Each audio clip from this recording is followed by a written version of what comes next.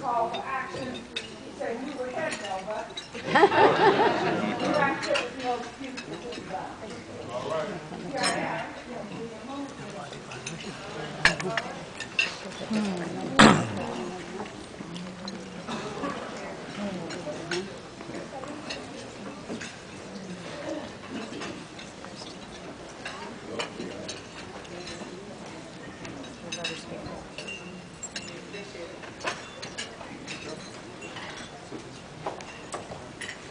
Good morning. Good morning.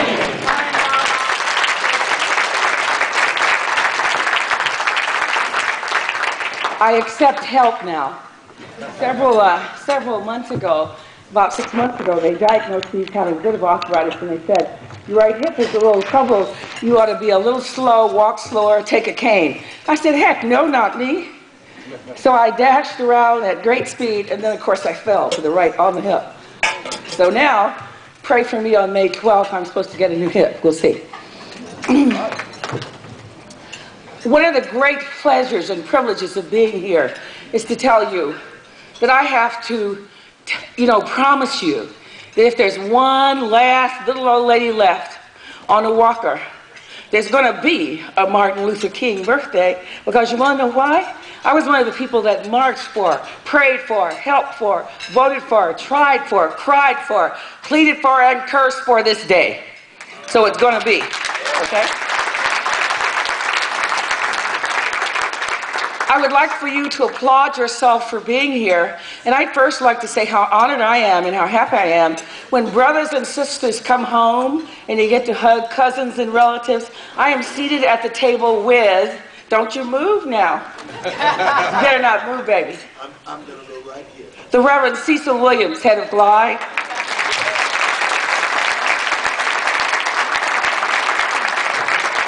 Miss Jan Maricatani was recently honored by 1,200 people at the Hilton, along with a great speech by Dr. Maya Angelou.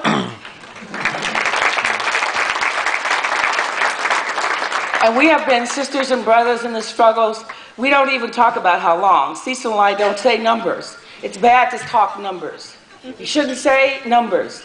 Numbers are not good for you to hear. I don't want my body to hear, Unfortunately, they keep printing my birthday. I was born on the day that they bombed Pearl Harbor on December 7th, 1941. And my mother was barely 5 feet, 2 inches tall and weighed something just over 100 pounds. My father, however, was 6 feet, 4 inches tall. And when I was born, I weighed 9+ pounds. And they rushed into the room to tell my mother that they were bombing Pearl Harbor, and my mother said, "Never mind, we have greater things going on here."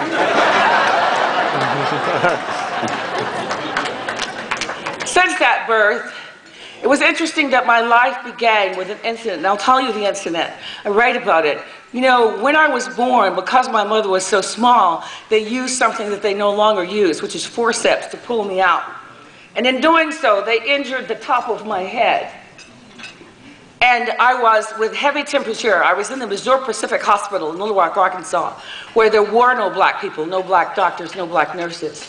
However, because my father worked for them, they permitted us to come through the back door and for me to be born there. But now here I was, just a day old, and I had a very high temperature, over 100 degrees.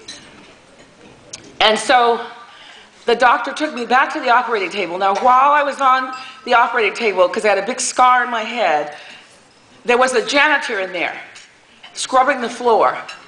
And it was his day before his day off. Let's say it was Tuesday. He was going to be off Wednesday and Thursday, okay? The doctor is working on my head because I'm terribly infected. And he tells the white nurse there, he said, "In order for this baby to live and survive, you must wash her head off every hour on the hour with Epsom salt and clear water." I came out of that room, and my mother and my grandmother and the minister of my church couldn't figure out why day by day by day, the next 2 days, I got much worse. They called in the minister, they set up a death wash. Thursday comes back the guy who was the janitor in the room, who had heard the instructions. And he sees my grandmother crying and praying, and he says to her, "What's going on? Why isn't the baby better?"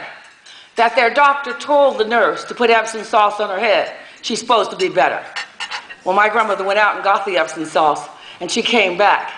And she said to the nurse, "Why wouldn't you do this for my child?" And the nurse said, "We're not going to mollycoddle niggas here." But I lived to tell the story. So I've been mollycoddled by God. Okay? As one of the Little Rock Nine, let's be clear about the goal. We were not in Central High School to sit by white people. We were not in Central High School to enjoy the amenity of becoming famous. None of that is truly important to us at the age at which we went. We went to Central High School to get a better education. We wanted to be able to achieve something. My mother was a teacher in Little Rock and in Northwood, Little Rock. She walked 10 miles a day to get her education. 10 miles a day to attend Philander Smith College in Little Rock to get her education.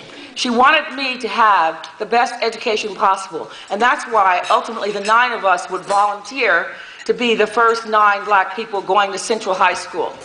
Did we ever anticipate that it would be the way it was? Did I anticipate that there would be people with ropes hanging over trees? Did I anticipate that someone would come to my house and shoot in my window past my grandmother's green flower vase and hit the wall and almost hit us? No, I didn't. Was I a heroine who got up one morning and said, "Hey, I'm going to go battle this. I'm going to go and be a Little Rock Niner"? I was not. I'm here to tell you that in each one of you, there is the same stuff of which Dr. King was made and of which the 9 of us used to travel our journey. Each one of you is a hero and a heroine this morning. And the question I think Dr. King would ask you is, what are you doing? What action are you taking? I am blessed to have had the privilege to meet Dr. King. About 2 months into our incident down there, he came to see us. And I always speak about this because in his presence, you are struck first by his silence. He walked into the room, and you know, I'm a big talker. Blah, blah, blah, blah, blah, blah, blah, blah, blah, blah, blah, blah. I wanted to talk. I wanted to tell him how wounded I was. I wanted to tell him how many times I'd been called nigger by October. I wanted to tell him how many times I'd been shot at. But he was silent. He looked at each one of us. He looked into the eyes of each one of us in the room as though to appraise our humanness, to connect with us and our humanity. He was quiet for a long, long time. And I wanted to say as a teenager, "Speak up, let's go, what are we going to talk about? There's Dr. King." But it was a long time before he said anything, which was, "Good morning. How blessed are we all to be here today, breathing the air given to us by Heavenly Father." When it was my time to complain, and I did, oh, somebody put acid in my eyes, somebody hit me, somebody kicked me, someone walked on my heels, what am I going to do, blah, blah, blah. He had the most loving look of sympathy on his face. You know what he said to me in the end? He said, "Melba, don't be selfish. You go to Central High School not for yourself, but for the generations yet unborn."